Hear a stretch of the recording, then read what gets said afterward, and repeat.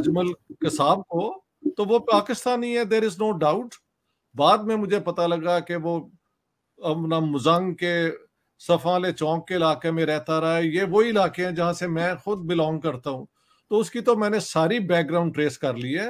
110% वो बच्चा जो था पाकिस्तानी था। जब हम कहते हैं कि आए ट्रेड करें और इंडिया कहता है कि नहीं, पहले दहशतगर्दी का मसला हल करें, तो सब्जियां भी आ जाएंगी और पता नहीं दवाइयां भी आ जाएंगी। ना किसी को शर्म है, ना किसी को हया है। फ्लड्स के साथ एक और मसला जो बहुत ज़्यादा संगीन है वो है पाकिस्तान की फूड सिक्योरिटी, यानी फूड शॉर्टेज का, अनाज की किल्लत जो हमें अब सामना करना पड़ेगा। तो हमें तो जो हमारे लोग तो बचेंगे वो इंडिया की ह्यूमैनिटेरियन असिस्टेंस से। और अब जब भी कोई बात की जाती है, मैं कहती हूँ कि बहुत बड़ा दिल है इंडियंस का, कि अभी भी उनके प्राइम मिनिस्टर ने अफसोस किया है यहाँ पे फ्लड के ऊपर। जंग वंग की तो अब कोई ज़रूरत नहीं है, वो जो सैलाब है उसने अपना काम दिखा दिया है। Pakistan is known as a rogue state, a terrorist state. Dollar की ऊंची उड़ान से तो दूसरी तरफ फ्लड ने, सैलाब ने सोने पे सुहागा ये कि और ज्यादा नुकसान पहुंचा। कश्मीर के अंदर इन्होंने भेज के ना अपने जिहादी, मेरे दिल से अब यही अल्फाज इनके लिए निकलते हैं, किसी का खून बहा देना, यार ये कहाँ के इंसान। हेलो, जय हिंद दोस्तों, एसपी न्यूज़ 91 में आपका स्वागत है। दोस्तों आपने क्लिप्स में तो देख ही लिया होगा कि पाकिस्तान का जो नया पीएम बना है शहबाज शरीफ, उसने भारत से दोबारा ट्रेड की मांग कर दी है। यानी कि वो भारत से जो ट्रेड बंद की थी इरफान खान ने 2019 के अंदर, इरफान ने जो उस टाइम पे प्रधानमंत्री था पाकिस्तान का, तो उसने ट्रेड बंद कर दी थी। लेकिन अब शहबाज शरीफ के पीएम बनते ही अब वो भारत के साथ ट्रेड करना चाहता है, क्योंकि वहाँ पर फूड क्राइसिस इतना ज़्यादा हो रहा है, वहाँ का खेती बाड़ी तो इतनी ज़्यादा होती नहीं। मैं आपको बता दूं कि सबसे पहले उन्होंने सब्जियों की मांग रखी, क्योंकि वहाँ के लोग भूखे मर रहे हैं, उनके पास में खाने को अनाज नहीं है, जो कि आपने क्लिप्स के अंदर देखा। अब पाकिस्तानी मीडिया, जो कि वहाँ के जर्नलिस्ट हैं, वो कुछ इस तरीके की बातें कर रही है कि भारत आपसे ट्रेड करना क्यों चाहेगा। क्या आप तो भारत भेजते हैं कसाब को, और क्या कसाब के बदले भारत आपको सब्जियां देगा? कुछ इस तरीके की बात। कसाब वो है, मैं आपको बता दूं, 26/11 मुंबई अटैक, जब ताज होटल पे अटैक हुआ था, तो कसाब उसमें, जिसमें कि खुद पाकिस्तान मीडिया वाले कह रहे हैं कि 110% पाकिस्तान का जो है लड़का था।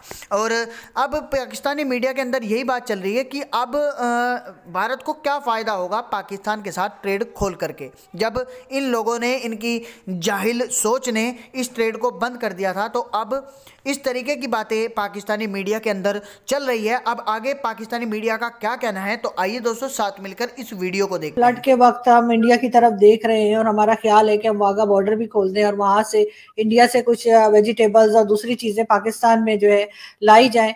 तो क्या ये सब कुछ हो पाएगा? और सबसे बढ़कर के इसके जो मुंबई अटैक है उसके पीछे की हकीकत क्या है? सच बोलने की आदत कुछ लोगों की होती है। हामिद मीर साहब और कई और लोग, मैं एक और जर्नलिस्ट को जानता हूं जिसकी मुझे एक ग्रुप में उन्हें बुलाया गया और मेरी उनसे बात फेस टू फेस हुई। उन्होंने कहा, सर मैं भी उनके गांव गया था और उनके वालिद, ये जो है अजमल कसाब के वालिद को मैंने भी इंटरव्यू किया था, और डेफिनेटली ये जो फरीदकोट एक छोटा सा गांव है, वहां के ये रहने वाले हैं। और जो इंडियन ने पकड़ ली है इनको, अपना अजमल कसाब को, तो वो पाकिस्तानी है, देयर इज नो डाउट। बाद में मुझे पता लगा कि वो अपना मुजंग के सफाले चौक के इलाके में रहता रहा है। ये वही इलाके हैं जहां से मैं खुद बिलोंग करता हूं, तो उसकी तो मैंने सारी बैकग्राउंड ट्रेस कर ली है। 110% वो बच्चा जो था पाकिस्तानी था, एक इंतहाई गरीब फैमिली में था। और ये जो लोग रिक्रूट करते हैं ना इस किस्म की मिशन के लिए, उनमें 2-3 चीजें होती हैं। एक तो लोगों की गुर्बत की, उनकी मजबूरियां अपना का मोल डाल देते हैं, उनके पेरेंट्स को कहते हैं पैसे दे देंगे, ये है वो, या उनका कोई ऐसी सीक्रेट सेक्सुअल जो है ना फैक्ट्स, वो ढूंढ लेते हैं, ब्लैकमेल करते हैं कि तुम जाओ वरना ये सारा एक्सपोज हो जाएगा।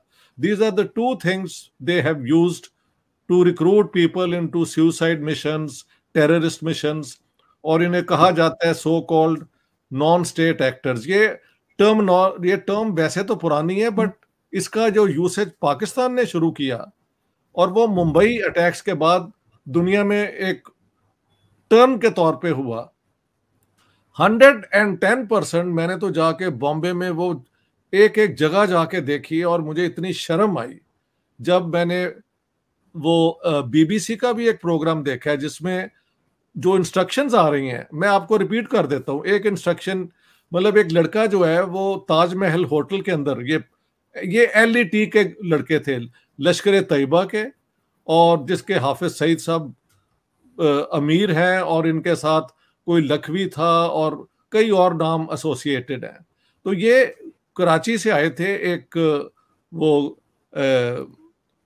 बोट के ऊपर बॉम्बे उतरे और इन्होंने जाके 3-4 उनके जो टारगेट्स हैं, एक यहूदियों का उन सेंटर था वो भी ढूंढ लिया और उनके फाइनेंशियल सेंटर्स पे अटैक किया, उनके प्रेस्टिजियस 2-3 होटल्स पे किया। तो इसकी अब आप बात सुन लें। वो लड़का कह रहा है कि जी असी पंजाबी में असी इसलिए ताजमहल होटल दे ਉਹਦੇ ਵਿੱਚ ਹੈਗੇ ਆ ਹਾਲ ਦੇ ਵਿੱਚ ਤੇ ਸਰ ਇੱਥੇ ਇੱਕ बड़ा ਵੱਡਾ ਸਕਰੀਨ है टेलीविजन ਦਾ ਦੇ तो प्रोग्राम लोग देख रहे हैं। तो इस किस्म की इंस्ट्रक्शंस दे के, और अब ये जब फ्लड्स आए हैं तो सब्जियां भी आ जाएंगी और पता नहीं दवाइयां भी आ जाएंगी। ना किसी को शर्म है ना किसी को हया है कि नुकसान इसका सारा पाकिस्तान के अवाम पे जाके पड़ता है। करने वाले जो हैं we know who they are, उनकी लंबी लंबी दाढ़ियां होंगी। हाँ जी, हो सकता है तो 4-4 इन्होंने निकाह भी किए हों। अपने बच्चे कभी इन्होंने नहीं भेजे किसी ऐसे मिशन पे। और पाकिस्तान के सबसे अपना दबे हुए तबके जिनके पास कोई चॉइस ही नहीं है, वहां से बच्चों को पकड़ के तो इन मिशंस पे ये भेजते रहे हैं। सो मुंबई अटैक, और उसमें I think 170 people were killed. वो वहां जा रहे थे और इन्होंने वहां पे अटैक किया तो उसके वालिद को भी मार दिया और वो बेचारा बच्चा वहां पे रह के बैठ के रो रहा था। मे आई टेल यू कि ये 9 जो उन्होंने इनकी बॉडीज ढूंढी ना टेररिस्ट की, हिंदुस्तान के मुसलमानों ने उनका जो है जनाजा पढ़ाना रिफ्यूज कर दिया। हमारी हरकतों से नुकसान एक तो इंडिया पाकिस्तान के रिलेशंस पे होता है, लेकिन एक बहुत बड़ी कम्युनिटी जो है जिसके साथ ये अपना रिश्ता निकालते हैं इस्लाम का, उम्मा का, उनके जिम्मे पड़ जाता है। तो मैं समझता हूँ मुंबई अटैक को जितना भी कंडेम किया जाए वो कम है।